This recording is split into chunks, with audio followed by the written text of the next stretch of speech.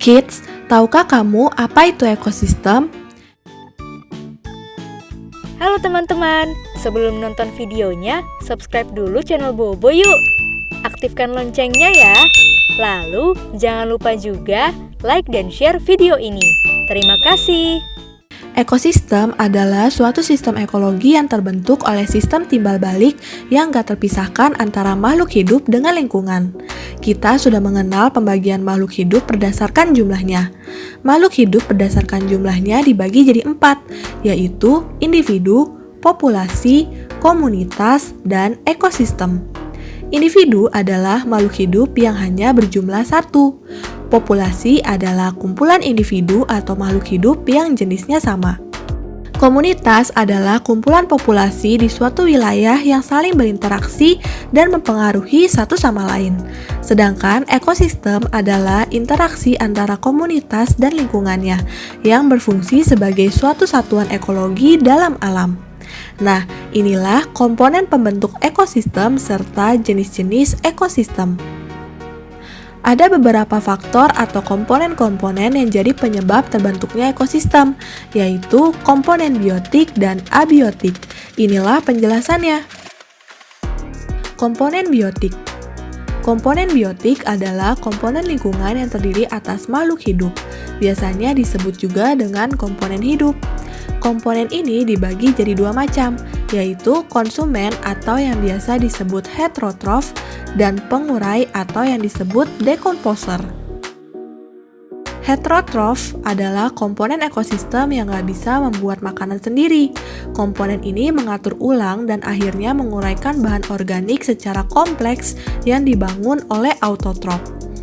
Sedangkan dekomposer punya peran untuk menguraikan bahan-bahan organis yang berasal dari organisme yang sudah mati. Komponen abiotik.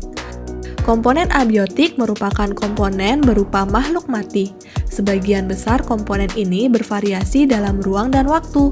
Faktor yang mempengaruhi komponen abiotik adalah tanah dan batu, karena struktur fisik dan komposisi mineral yang membatasi penyebaran organisme berdasarkan kandungan sumber makanan. Iklim adalah kondisi cuaca dalam jangka waktu yang lama suatu wilayah. Iklim makro meliputi iklim global, regional, dan lokal. Suhu bisa mempengaruhi proses biologi, mamalia, dan unggas. Ini membutuhkan energi untuk meregulasi temperatur dalam tubuhnya. Air bisa mempengaruhi distribusi organisme. Organisme yang ada di gurun beradaptasi terhadap ketersediaan air. Cahaya matahari. Kualitas cahaya matahari bisa mempengaruhi proses fotosintesis. Intensitas cahaya yang besar bisa meningkatkan suhu. Garam bisa mempengaruhi kesetimbangan air yang ada di dalam organisme melalui osmosis. Jenis ekosistem. Ekosistem alami di bumi terbagi menjadi 2, yaitu ekosistem darat dan ekosistem perairan. Namun selain itu ada juga ekosistem buatan manusia. Inilah penjelasan lebih lanjut mengenai ekosistem darat, ekosistem air, dan juga ekosistem buatan manusia. Ekosistem darat. Ekosistem darat ini adalah ekosistem yang ditentukan oleh suhu dan curah hujan. Ekosistem punya banyak sifat, serta iklim dan tempat berkumpulnya berbagai macam makhluk hidup. Ekosistem darat meliputi gurun, padang rumput, atau hutan hujan tropis. Ekosistem perairan. Ekosistem perairan lingkungannya didominasi oleh perairan. Ekosistem ini bisa dipengaruhi oleh cahaya matahari yang masuk. Ekosistem ini bisa dibedakan jadi 2, yaitu ada ekosistem air tawar dan ekosistem air laut.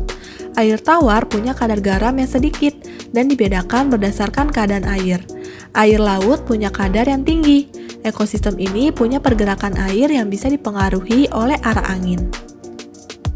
Ekosistem buatan. Ekosistem ini merupakan buatan atau diciptakan oleh manusia. Biasanya ekosistem buatan diciptakan untuk memenuhi kebutuhan dan punya keanekaragaman. Contoh dari ekosistem buatan ini adalah hutan tanaman, waduk, atau sawah irigasi. Teman-teman, jangan lupa kunjungi website untuk anak ya, bobo.id. Like, comment, share, dan subscribe juga ke channel Bobo yuk!